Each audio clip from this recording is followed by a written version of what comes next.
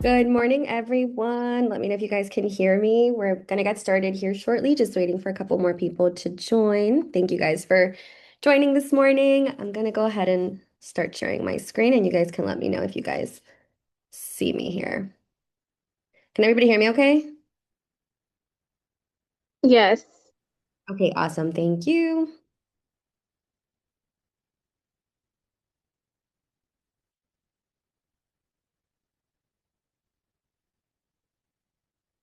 All right, can everybody see my screen here?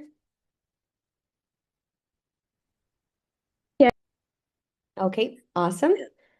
And I think Juliana, you're there, so you can let me know when you're ready to start, hit record, and I can begin.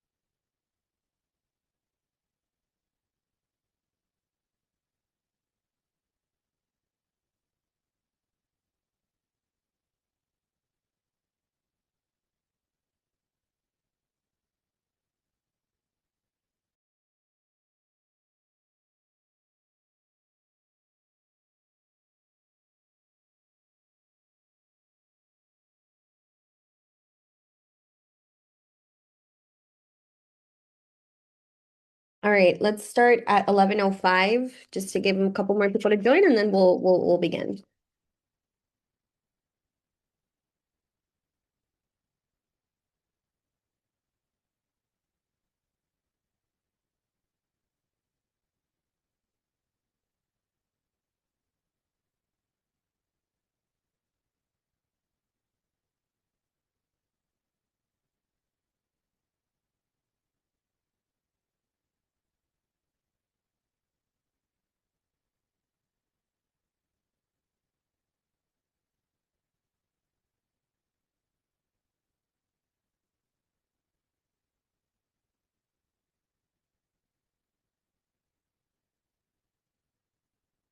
Alrighty, we're gonna go ahead and get started. I'm gonna hit record here just in case. Okay, we're all set. All right, well, thank you guys again for joining the presentation for today. Today we're going to be talking about professional communication and boundaries in your real estate business. Okay, the majority of our business, as you guys know, lies heavily on communication. And today's training is not about being nicer, it's not about anything like that. It's about protecting your license, your reputation, and your mental health at some point. Once we master communication as agents and our boundaries, that's when your business grows without you burning out as an agent. All right, so why does communication matter so much? Most deals, or we could say many deals, don't fall apart over price simply. Our communication, we represent our buyer, we represent our seller, and majority of communication is agent to agent. We represent our clients, and communication is essential. Good communication is essential. And so majority of deals could fall apart over communication, over ego, over misrepresentation or miscommunication. Poor boundaries are what create burnout, and poor tone creates conflict. And so that's what we're going to talk about today, learning how to risk to learn about risk management, control your negotiations, ensure you're in control of your negotiations, protect your reputation as an agent, and create long-term sustainability. So, what are the real consequences of poor communication? I hope this has never happened to anybody, but I know it has happened to people, and that's what we want to avoid.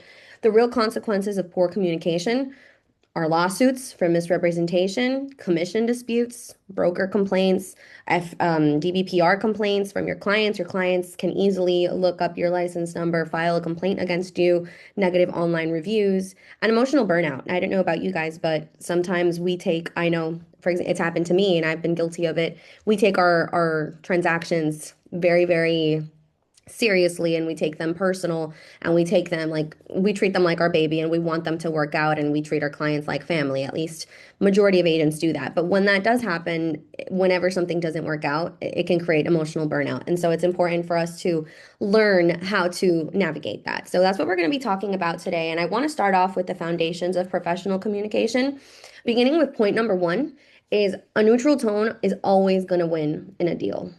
In negotiations, it's very easy for emotions to get out of control. For if in negotiation with a listing agent or in negotiation with a buyer's agent, emotions can take control. And so, as agents and as professionals, it's super important that we control our emotions so that we don't lose leverage. When emotions take control, we lose leverage for negotiations, we lose control.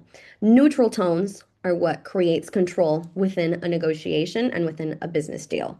So instead of responding with that doesn't make sense or that's ridiculous or whatever you could respond with, we would instead want to say, help me understand your client's position. Help me understand where you're coming from. Why is it that they need this? Instead of taking it personal and reacting emotionally. Reacting emotionally is what can kill deals. Neutral tones wins deals, and you are in control of the deal as the agent because you are negotiating with the other agent if there is another agent involved. So it's super important to maintain a neutral tone at all times. Point number two, slow down responses. The fastest response is rarely the best response because if somebody sent you something that triggered you, it's very, very easy to get upset. But we never want to respond emotionally. We never want to respond while we're frustrated, and we want to step away before replying. I'm the type of person that the minute a message comes in, if it's a business deal that I'm doing, I want to respond right away. But if it's something that is like a negotiate, it's better to just step away. It's better to assess the situation and think before we respond, not to respond reactively, but to think before we respond, whatever the situation or whatever the context may be. We want to make sure that we are thinking before we are reacting or responding to anything in the deal or in the transaction. I see somebody here. Okay, somebody put in the chat. Let's move on. Point number three of the foundations of professional communication is keeping everything in writing. I can't stress this enough. Lots of things can get lost in communication when you're only speaking on the phone.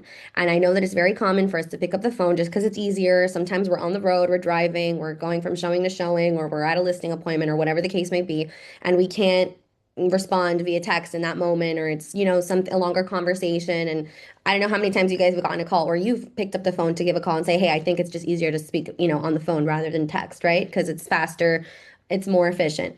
That's perfectly fine. There's nothing wrong with you speaking on the phone with the other agent, but it's so important that everything that is communicated be kept in writing. So if you do have a phone call with the other agent, if something was said, if something was negotiated within that phone call, it has to be in writing. So after every phone call, this is something that I would love for you guys to start implementing into your business.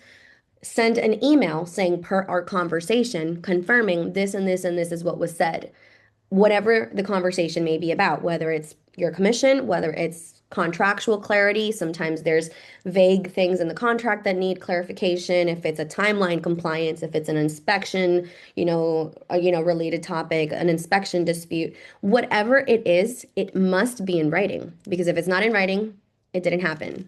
We need to have everything in writing. God forbid it ever go to arbitration or litigation or whatever. The only thing that matters is what's in writing. So make sure everything is documented properly. Make sure nothing is slipping through the cracks. So, I talked to you guys today about the foundations. The first 3 points were the foundations of professional communication.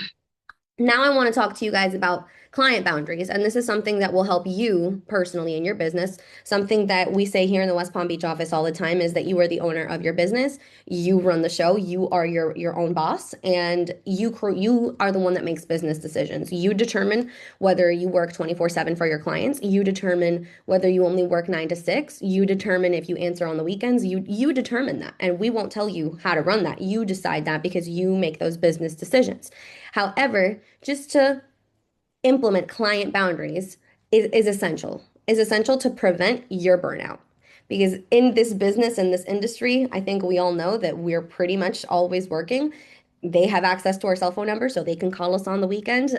They can call us on a Sunday, on a Saturday, while we're on vacation. So, how do we establish those client boundaries to the point where you have a healthy and successful business, but still have clients that respect a structured professional? So, a problem, communication hours, a huge thing. Communication hours. Agents respond majority of the time 24/7. And I'm guilty of this. At the very beginning of my career when I started real estate, it was 10, 11 o'clock. An a client would text me and I would be responding because I wanted to show them that I was a good agent, that I was being responsive, that I cared about them, which is great. But that creates unsustainable expectations. So, something that we can begin implementing from the get-go when we meet or we take a new client or a new customer is saying from the beginning at your consultation, whether it be a listing appointment or whether it be a buyer consultation, my communication hours are from such and such to such and such. Example 9 to 6. If something is urgent, please call. Otherwise, I'm going to respond to you the next business day.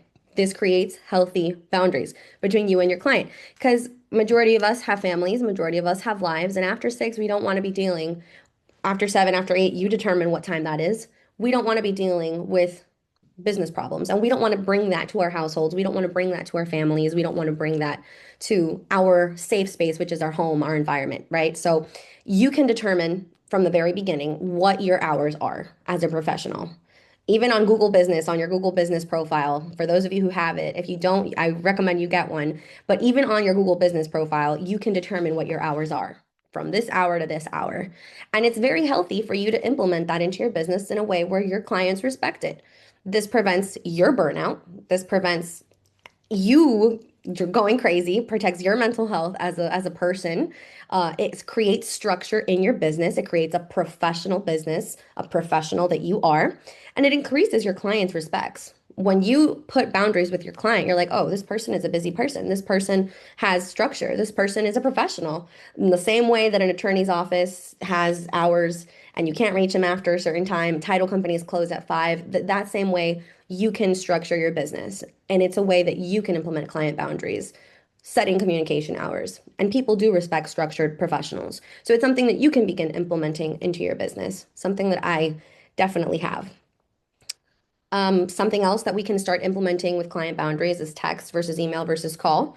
For text, scheduling, and quick confirmations, email is negotiation, repairs, documentation, legal matters. All of that must be in email. And call can be emotional conversations, deal saving conversations, something that is so imperative. Never argue over text. Again, emotions can get high in real estate deals, escrow deposit disputes, inspection, repairs, appraisal gaps, whatever the case may be. We have kind of experienced all of it. We want to make sure that our emotions do not get involved in a way where we begin arguing over text, whether that be with a client or whether that be with a fellow agent. Okay, very important. Never argue over text.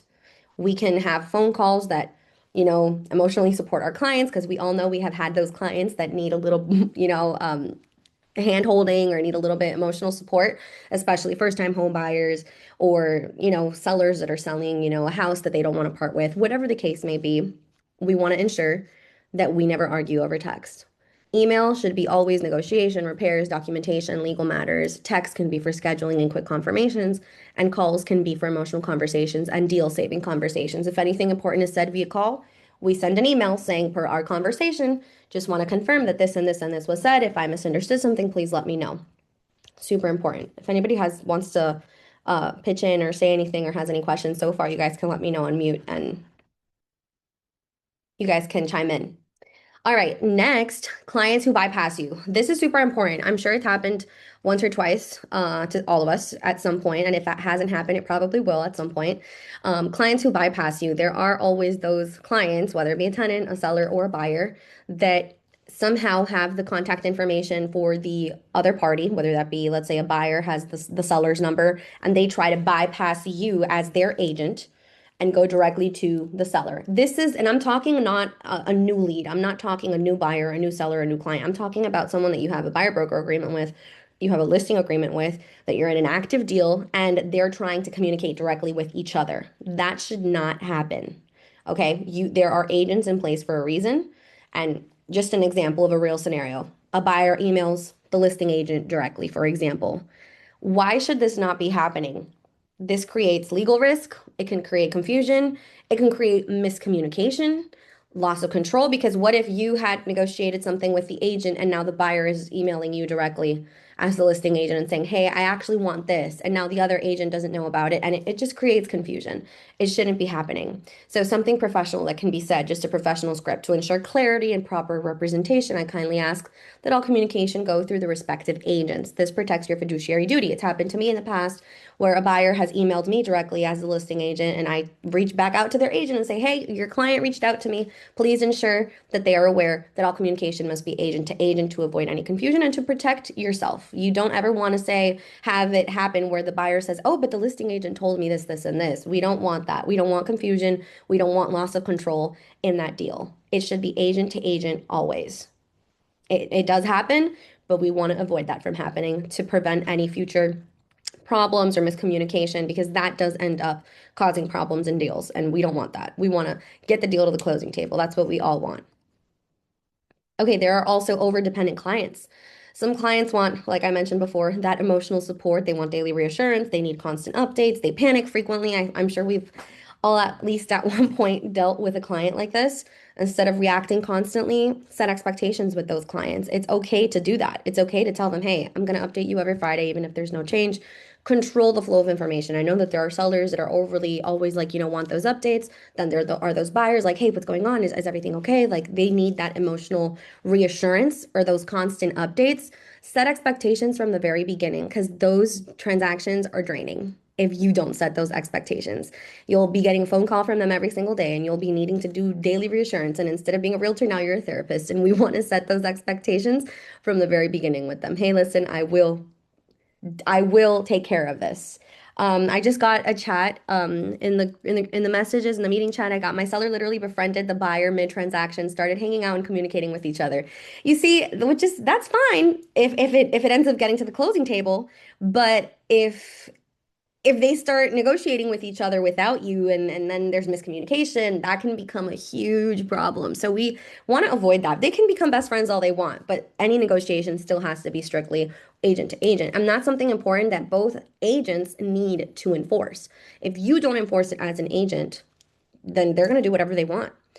You have to ensure, yeah, I figured. She says, we closed, but it got a little sticky. I'm sure.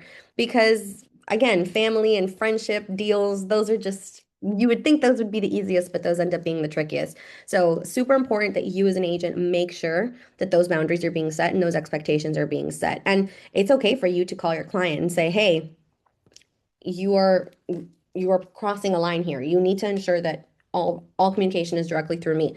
This is how it needs to get done. You are the professional here. You are the one that sets those boundaries and those lines. You are in control of the deal. Okay? So super, super, super important. All right. Friends and family. Talking about friends and family. Perfect. Perfect segue. This is where most agents lose boundaries. And it's very, very hard because if they're friends, they know each other, they talk. If they're family, they know each other, they talk. But this is where most agents lose boundaries. And it's super important that you try to maintain that control. How do problems arise? Discount expectations. If you're friends and family, I assume that you're going to sell the house for 2% instead of 6%, whatever. Emotional pressure, lack of professionalism, we want to ensure again that we're putting those boundaries because it's something you could say to a friend or a family member because I value our relationship. I treat you exactly like every other client. So everything stays clean and protected. Professionalism protects relationships, regardless that they're your friend, regardless that they're your family member. If you're working with somebody like that, whether it's a seller, buyer, tenant, whatever it is, make sure that they recognize that in that moment, you're not their friend, you're not their family member, you're their agent. Okay. And it's super important that they understand that and they respect that because it is your professional, it's your job, it's your business. So it's very important that we determine that. All right, so that was client boundaries. Now, agent to agent boundaries. I have said this repeatedly, but just to hone in on it a little bit more, keeping it agent to agent is imperative. Never allow the seller to text the buyer and vice versa. Never allow buyer emailing seller and vice versa. Negotiation cannot happen outside of your representation. It needs to be agent to agent. That's why agents are there. That's what we're there for. It weakens leverage. You lose control of the negotiations. That is what we don't want. Now, this has also happened or it can happen, hostile or aggressive agents. There are some agents out there that you will work with that one, don't know what they're doing, and two, are not professional and are aggressive. I don't know what's up with them, but there are people out there that are like this, and we need to be careful with these kind of people. What we will not do if we face an agent like this, we will not match their tone, we will not argue with them, and we will not send long emotional paragraphs. Again, we're not fighting over text. When is it important to include your manager from your office, or when is it important to include your broker? Your managers and your brokers in your offices are there for a reason, and you guys need to ensure that you guys are looping them in when something is getting out of control. Your broker or your office, your managing partner broker in your office, in your branch office, and your branch manager do not want to get involved when it's already a mess. They want you to involve them before it becomes a mess to prevent a mess from happening. So you need to know when to include your superior, when to include your manager, when to include your managing broker. Super important. Instead of matching their tone, neutral tone wins. I understand your position. I will review with my client and follow up. Calm wins. Kindness always wins. Beat them with kindness, guys. It's cliche and it can be corny, but it's the truth.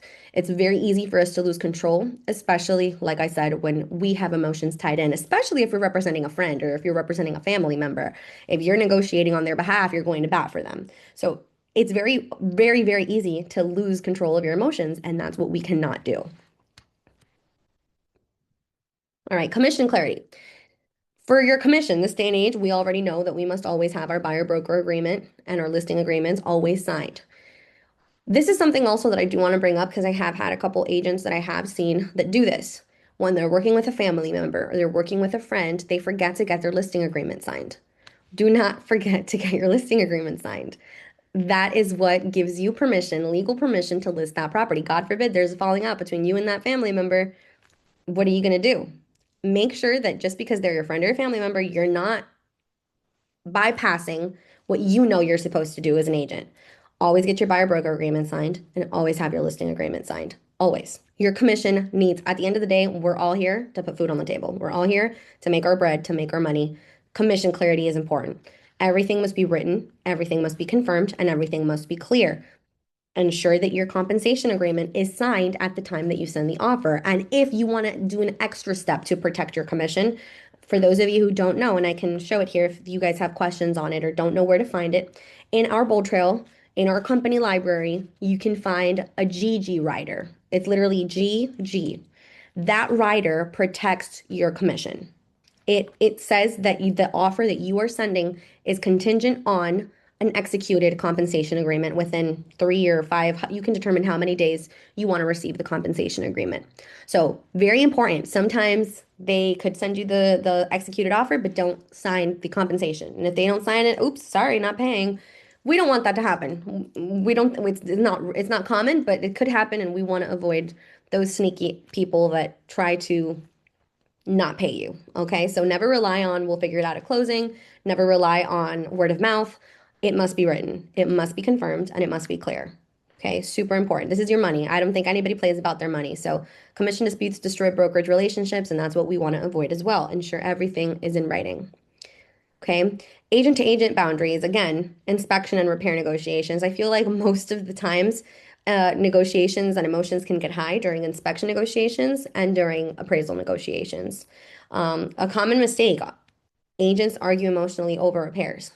Instead, learn this approach. Separate emotion from structure. Excuse me.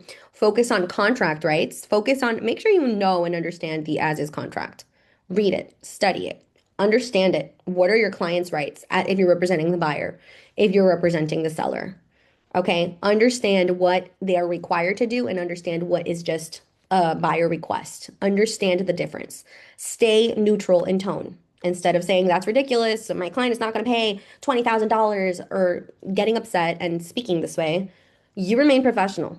Under the inspection clause, buyer has requested the following. Neutral language keeps it professional. Always neutral. Do not let emotions get involved. That's like my main motto in this whole presentation and training. Now, difficult situations, I've included a couple of, just real life scenarios or examples that you guys can see more or less. I'm sure at some point one or two of you or however many of you have experienced this. An 11 p.m. panic text. The buyer's having buyer remorse. I want to cancel. I feel nervous. The inspection came back. Oh my gosh, so many repairs. The property is like falling apart, even though we know it's not falling apart, but all the things on the report is overwhelming them. Oh my gosh. Do not call them at 11 o'clock to immediately and panic with them or try to calm them down, or do not do that. You're in bed by that time. You're sleeping by that time. You do not have to respond at that time. If you do want to respond, you can say, I understand buying a home can feel overwhelming. This is, of course, a buyer scenario. Let's discuss tomorrow morning so we can review your options clearly. Do not try and call them and calm them down. Be neutral. If they want to cancel, they're going to cancel. There's nothing we can do about that. We can try to save the deal, and sometimes you have the power to save the deal by talking to your client, showing them their options. If they see that it is something that is worth it, then they will do it. If it's something that they don't want to do, even if you try to force them, they won't do it. So it's something that you have to learn how to communicate. I understand, be neutral, be calm.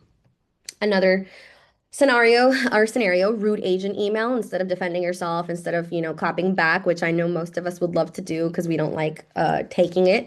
Thank you for your email. I will present this to my client and revert shortly. Don't escalate it. Do not escalate it. Leave it neutral. Scenario three, a client is angry at inspection. Instead of this house is still a good deal and being pushy and salesy, you want to say, let's review what is structural versus cosmetic and evaluate strategically. Again, you are an advisor. Yes, we are sales associates, but you're also an advisor. You want to make sure your client understands whether it's a good investment. We all are in it for, of course, feeding our family and the money, but it's important that you understand that you are also an advisor. You have to disclose material facts of the property to your client. You can't hide facts just for them to buy the property or for them to sell the property. You have to ensure that you're being professional, you're being ethical. Very important. Do not omit facts, do not omit details just because you want the deal to get done. All right. And so, how do we implement all of these strategies? You guys, on your own time, in your little business plan for this year, since we're still pretty much in the first quarter, you can write down your communication hours. You determine what those hours will be. You can determine what your response time policy will be, your after hours script, your agent to agent only script, and your follow up documentation template. All right. I encourage all of you to add communication expectations to your buyer consultation and to your listing presentation, communication boundaries, expectations. All of that is super important because you just want to get the deal, you get the listing signed, and then boom, problems. We want to make sure we're setting those boundaries and those expectations from the very beginning. Also, if you guys are on vacation, again, implementing boundaries. If you guys are on vacation or if you guys do not want to be answering things after 7 o'clock, put an email auto reply. Google Gmail allows you to do that. So put email on auto reply for your weekends. I'm sure you guys at some point have received, I'm out of the office and we'll be back by such and such date. You guys can do that. It's not the end of the world for you to do that as an agent. I know we're expected in a way to always be available, but it is not realistic. And it's very important, again, overall, for you to understand that responding emotionally is not the way to go. We are professionals and we must remain professional throughout the entire time that we are working with a client or a customer. All right. So, closing statement for today, you cannot build a high level, respected business without boundaries. Super important. Boundaries are not rude, they are professional. The agents who feel burned out are usually the ones who never learned how to say no. So, learn how to say no, learn how to put boundaries, and learn how to structure your business so that it is respected by your customers. All right. And that is my presentation. Thank you guys for tuning in. Do you guys have any questions? Any scenarios maybe that may have happened that you guys would like to share? The floor is yours, and you guys can unmute if you guys would like.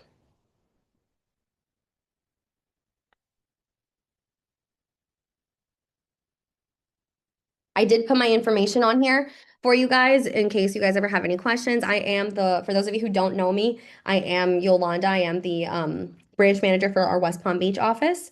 So this is my number and my email. If you guys have ever any questions, you guys are more than welcome to reach out. I think I got somebody here in the chat. Awesome. Glad it was helpful. Hopefully you guys are able to implement these into your business to structure your business in a better way so that you can have those boundaries. Alrighty, well, if nobody has any questions, thank you guys so much for joining. I think there's another training coming up soon, so make sure you tune into all of these trainings that the company's offering are super, super valuable. Take advantage of them, learn as much as you can. It will really elevate and scale your business. Thank you guys. Take care.